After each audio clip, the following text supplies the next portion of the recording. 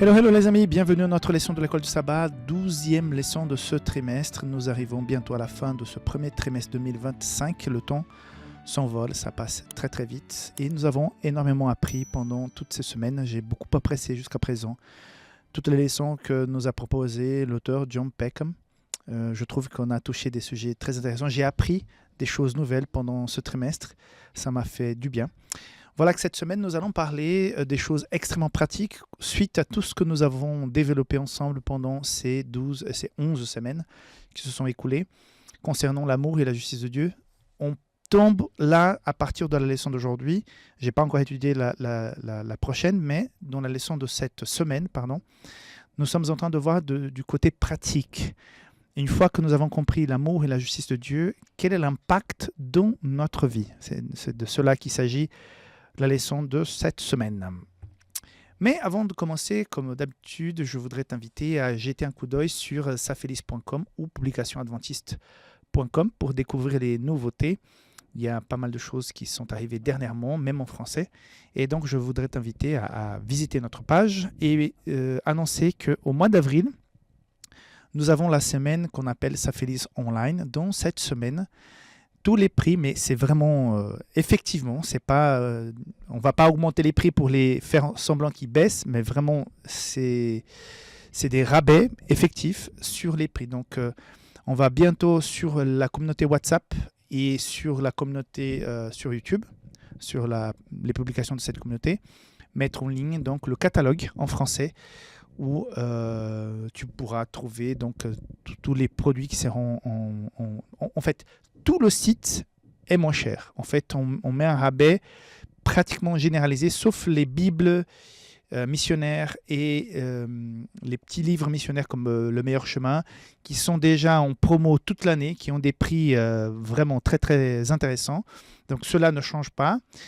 En plus, si on achète des cartons de Bibles missionnaires et de livres d'évangélisation, le rabais ne s'applique pas parce qu'ils sont déjà au minimum syndical.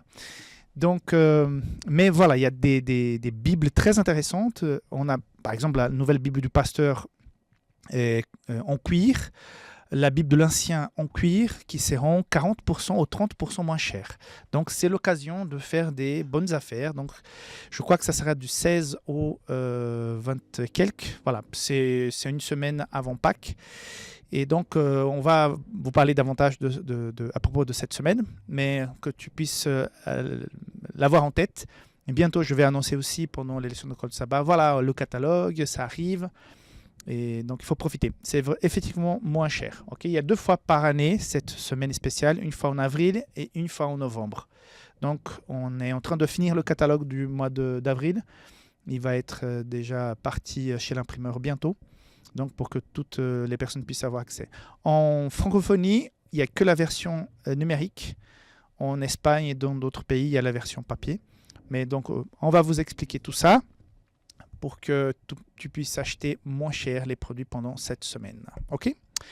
Voilà, tout est dit. Donc, il faut liker la vidéo, partager, il faut s'abonner à la chaîne, il faut rentrer dans la communauté sur WhatsApp. Tout ça, tu connais déjà. Donc, n'hésite pas. Donc, passons donc à la leçon dans le titre « Amour et justice, les 2 plus grands commandements ». Or, pour la leçon de ce sabbat après-midi, je voudrais juste lire d'abord le verset à mémoriser. Donc, 1 Jean 4, 20. « Si quelqu'un dit « J'aime Dieu » et qui déteste son frère, c'est un menteur. Car celui qui n'aime pas son frère qu'il voit ne peut pas aimer Dieu qu'il ne voit pas. » Donc, on peut dire c'est logique. Puisque cette semaine, nous allons travailler sur le résumé des 10 commandements. Le premier qui résume les 4 premiers, donc aimer Dieu au-dessus de toute chose.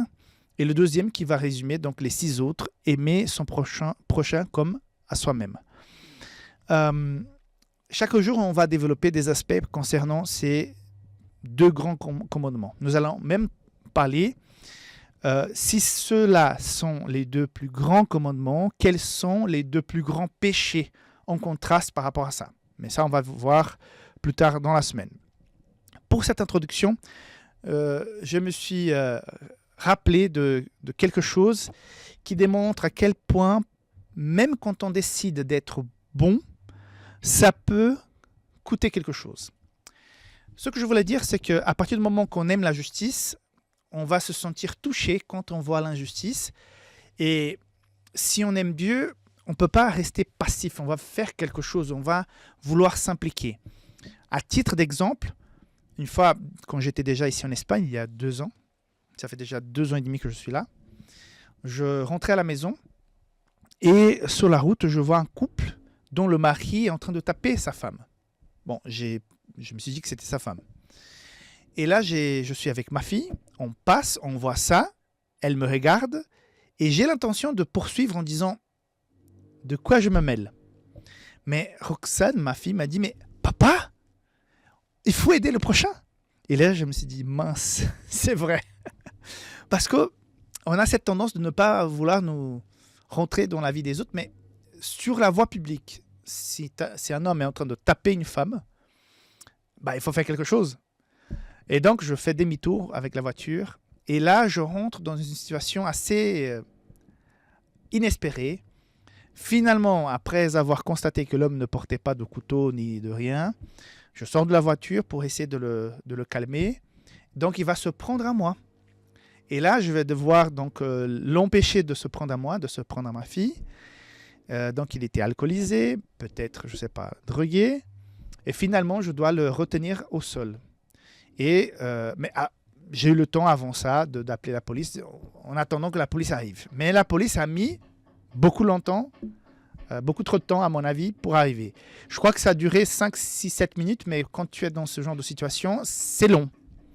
Donc, finalement, je dis, monsieur, je vais vous lâcher, mais calmez-vous. La femme pleurait et tout. Finalement, il dit, non, c'est bon, c'est bon.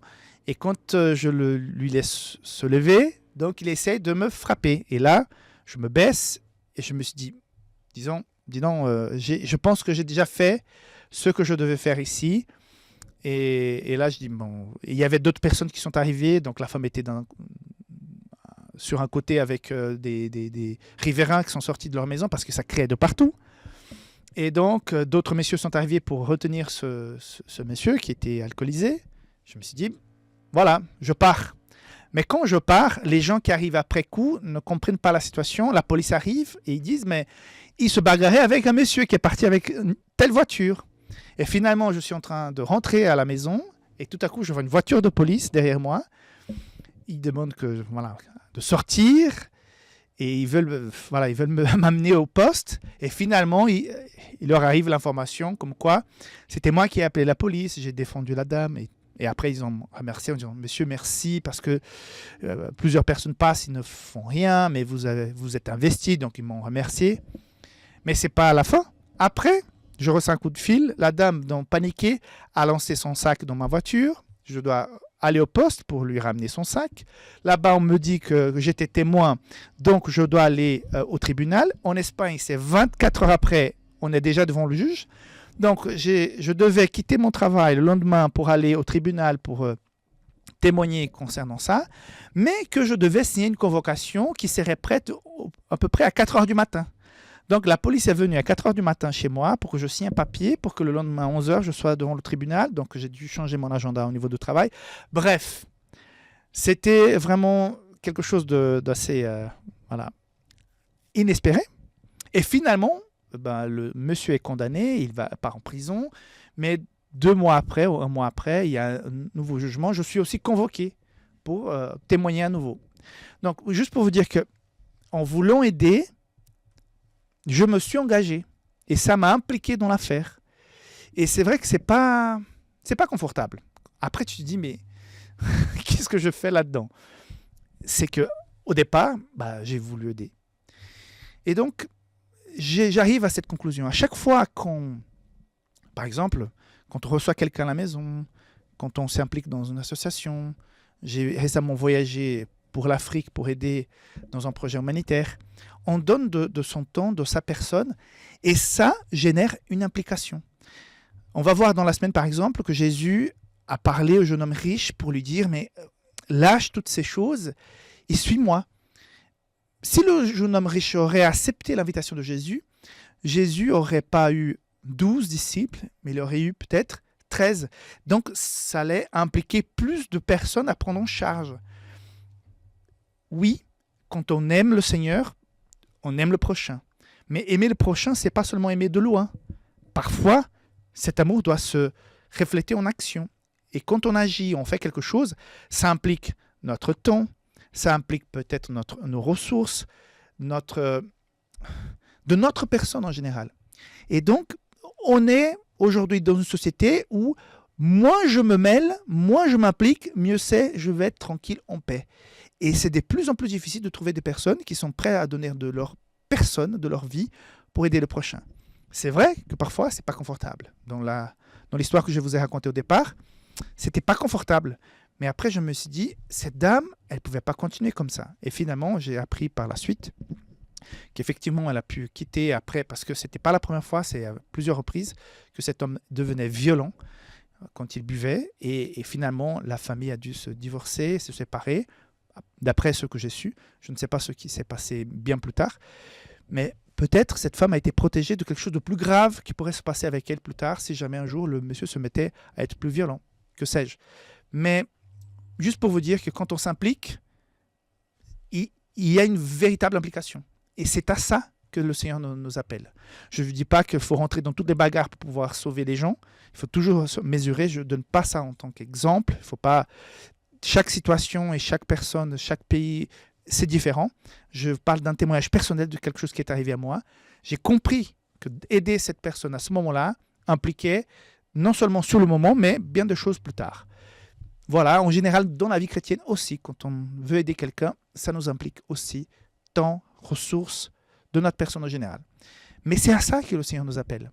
À ne pas être juste témoins, passifs, mais être des acteurs pour aider notre prochain.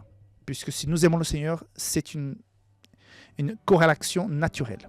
Voilà, on se voit demain et on va continuer à développer ce sujet. Bye bye.